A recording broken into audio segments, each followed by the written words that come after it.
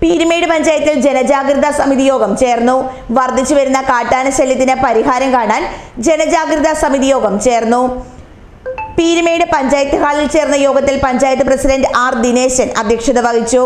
പീരുമേട്ടിലെ RRT ടീമിന് പുറമെ സാങ്കേതിക വൈദഗ്ധ്യമുള്ളവരെ കൂടി ഉൾപ്പെടുത്തി ജാഗ്രതാ സമിതി വിപുലപ്പെടുത്താൻ തീരുമാനമായി.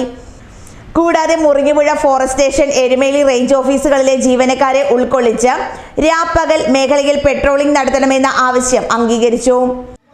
പീരുമേട് പഞ്ചായത്തിന്റെ വിവിധ പ്രദേശങ്ങളിൽ വന്യമൃഗ ശല്യം, പ്രത്യേകിച്ച് കാട്ടാനയുടെ ശല്യം വളരെ രൂക്ഷമായിരിക്കുന്ന സാഹചര്യത്തിൽ ഗവൺമെന്റ് നിർദ്ദേശാനുസരണം രൂപീകരിക്കപ്പെട്ടുള്ള പഞ്ചായത്ത് തല ജാഗ്രതാ സമിതിയുടെ യോഗം ചേർന്നു. ജാഗ്രതാ സമിതിയിലെ ഉൾപ്പെടുന്ന അംഗങ്ങൾക്ക് പുറമെ പീരുമേട്ടിലെ രാഷ്ട്രീയ പാർട്ടി നേതൃത്വത്തെ കൂടി ഈ കാട്ടാനയുടെ ശല്യം രൂക്ഷമായ സാഹചര്യത്തിൽ അവരെ കൂടി പങ്കെടുപ്പിച്ചുകൊണ്ടാണ് യോഗം ചേർന്നത്.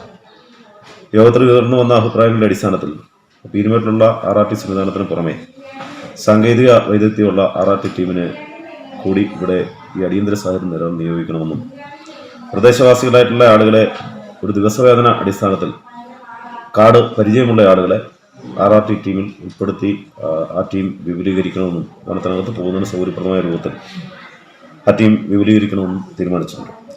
ഇപ്പം നിലവിൽ പഞ്ചായത്ത് ജനജാഗ്രതാ സമിതിയുടെയും പൊതുസമൂഹത്തിൻ്റെയും ആവശ്യമെന്ന നിലയിൽ ദീർഘകാലമായിട്ടുള്ള ആവശ്യം